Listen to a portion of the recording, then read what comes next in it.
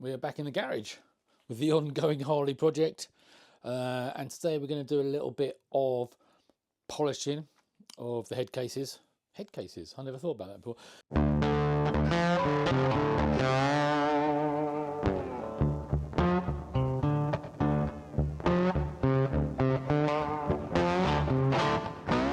With a little polishing of the rocker covers, or whatever you call them, the top bits on the engine. See, I told you I wasn't a mechanic. And we're going to try and see if we can get the exhausts polished up and get them back on. As this right hand side of the bike. So the right hand side of the bike from the handlebars backwards is starting to come together. I'm quite pleased with it. I mean, it's not a professional garage finish that you would get if you paid hundreds of pounds for it, but we're doing the best we can with the skills and knowledge that we have. That's the whole idea of this project, is that can you get a bike like this back together and back onto the road in a shape that you'd be happy to ride it without breaking the bank and spending a fortune. That's the whole idea.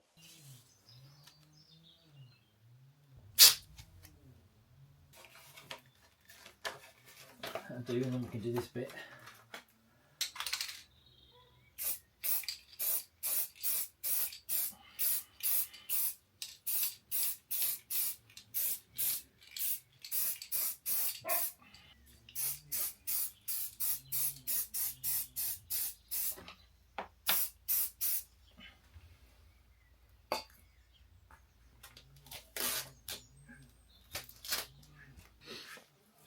Let's have a go at these casings while we're waiting for paint to dry. We might as well get on with something else. Let's see what happens with a bit of this. This is my favourite. Bit of Mother's. Get on there, you mother.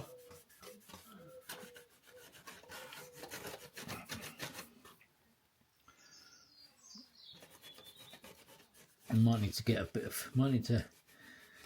of mechanical help, possibly, to get it really going. But let's see what happens.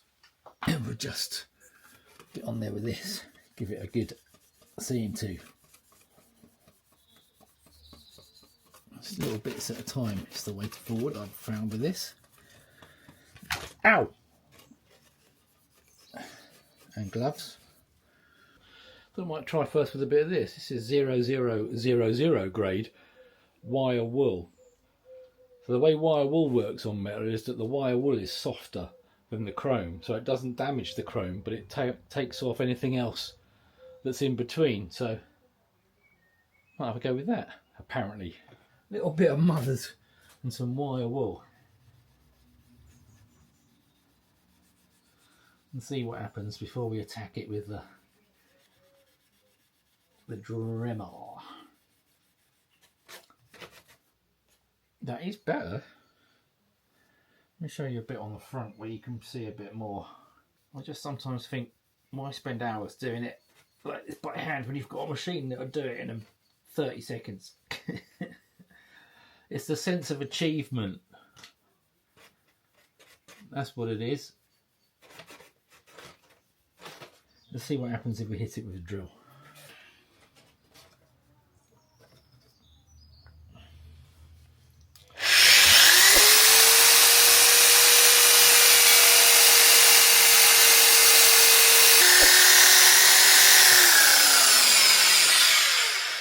Well,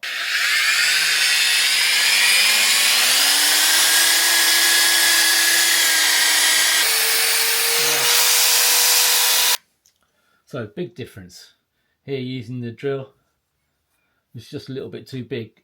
I need to get the little polishing machine out and get some more buffing heads for it to get into these little gaps, but that made a huge difference, like really quickly. So that's the way forward. We'll see if we can get this back on now and start getting the bike back to a bit more how it should look.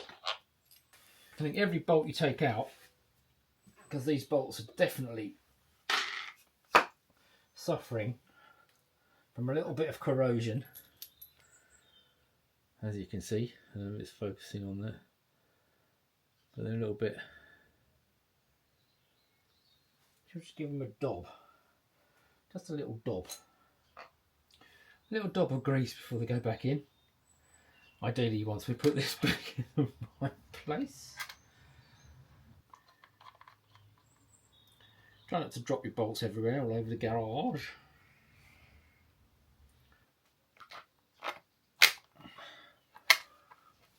The other two are in. That one's in. Right, spanner.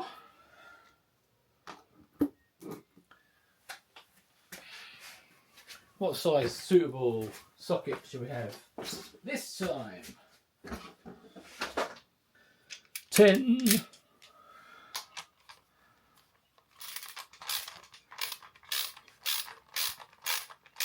La la la.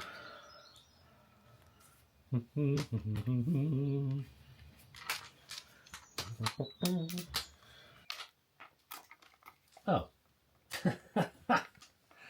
All that struggling about, and it does come off, it's just stuck on with a bit of double-sided tape.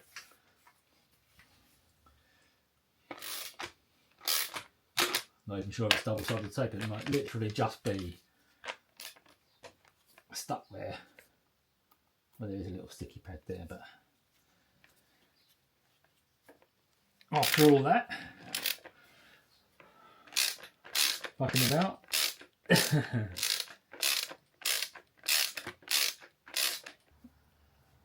That goes that way. It's got a little arrow there that says up. So I'm guessing that's the up. Now I really want... Brilliant.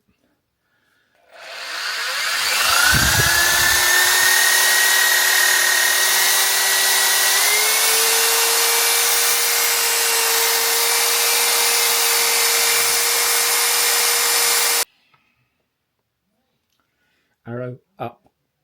I've got an arrow on it. Don't ask me what that is. The red one is 3/16. 3/16 for your airbox voltage.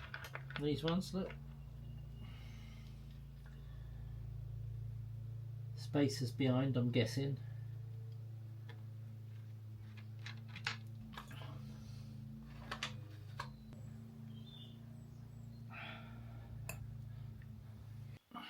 We're using a Maguire's polish, all metal polish. I find that these things work a little bit better if you plug them in. So we should do that now.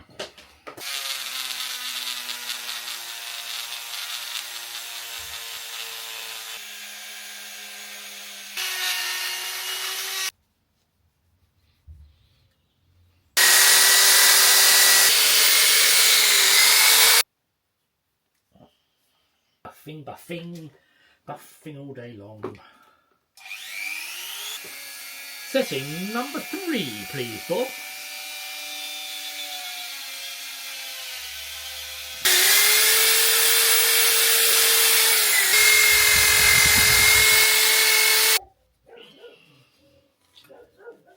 So it's coming together quite nicely in my opinion, or for me. I'm happy with how it's going so far. So let's have a look at those exhausts. It had Vance and Hines side shots on, straight through chrome exhaust, really nice exhausts, but not if they've been dripped on for 9 years. So they're in a bit of a state. We've given them a little bit of a polish. Let's see if we can polish them up to a respectable level and get them back on the bike. Pretty crusty. These poor Vance and Hines exhausts. But we're going to get to work on them with some wire wool, some mag polish. The Vance and Hines exhausts can live again. I think if we put some work in, we can probably get those back to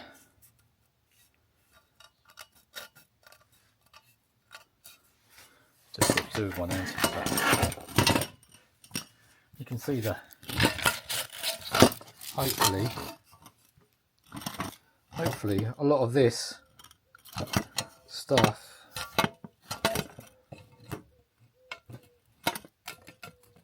will come off.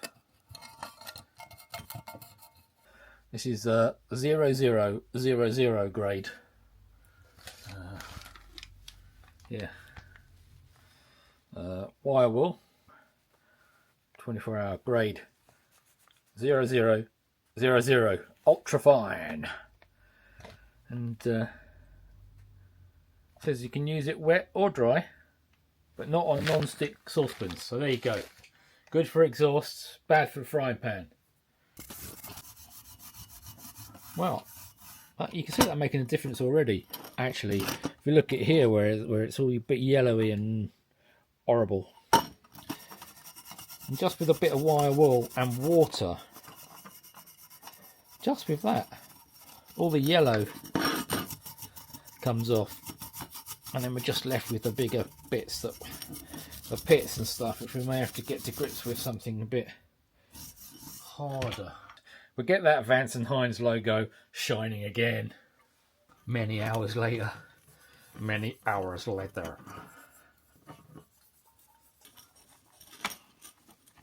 We're going to finish it off with some proper metal polish, like a mother.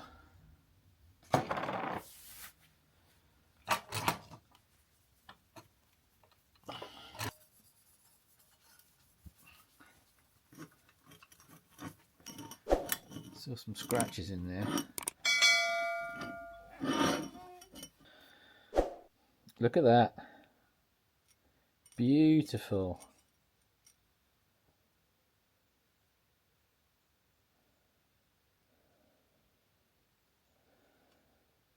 Hard work beats talent, as they say. Polish, polish, polish. These exhausts obviously come free with a very handsome man. These are the downpipe covers, which to be fair weren't as rusty as the others. We'll do what we can.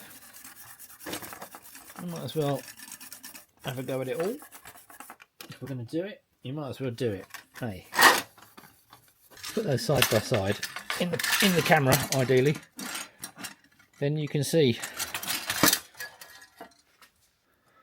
And that's like 2 minutes with the wire wool. It's giving you that difference in finish. That is quite. I'm astounded, if I'm honest. I had my doubts, but there you go. Those doubts have been confounded. I was a little bit of a that's never going to work type person, but this is literally a minute. Let's put some polish down the pipe. Literally a minute, literally a minute with the wire wool and with a bit of polish on it. I'm not even rubbing that hard, to be honest. Oh, well, that's the chrome bits done. Let's get the actual pipes, see if we can get those back on the bike, and then see what it looks like with the chrome on.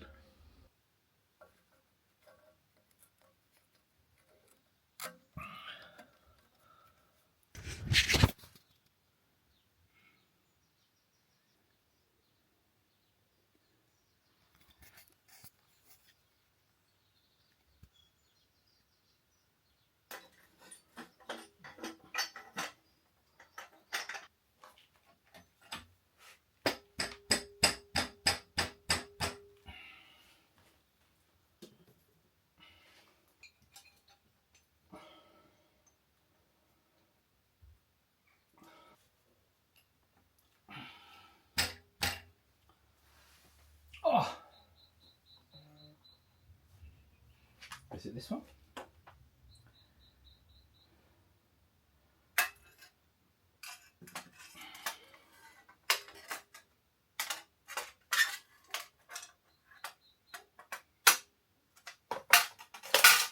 Oh, is this one?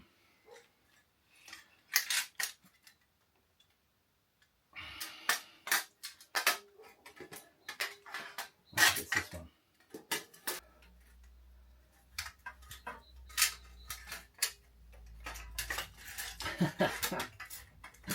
Ah, yeah.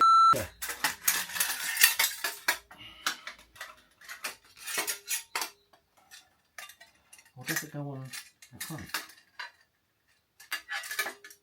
Does it go on the front?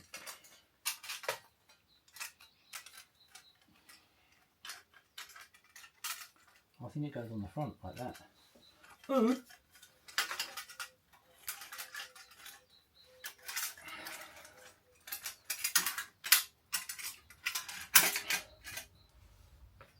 Having put that on, there's a distinct possibility that the other bit needed to go on first. Let's find out.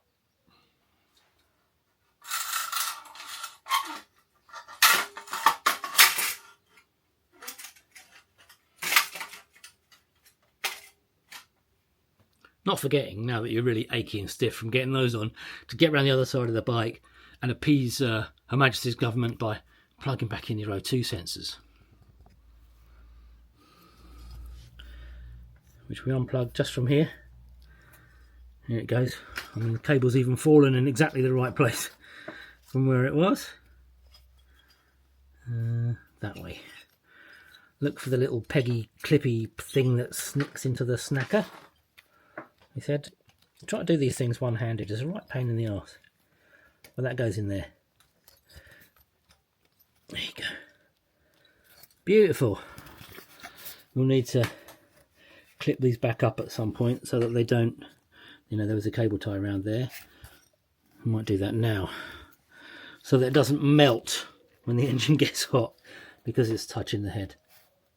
So this wire here, just make sure that it's secured against these wires here, which it was with a little cable tie. We should go and find one.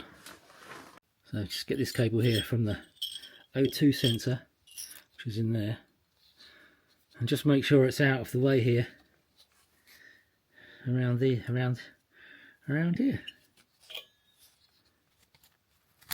Oh, fucking hell! Can't even do a cable tie these days without getting in trouble.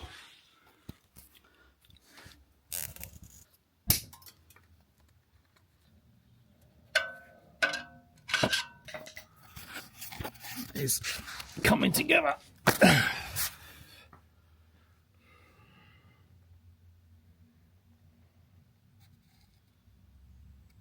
Okay, people, exhaust pipe number 2.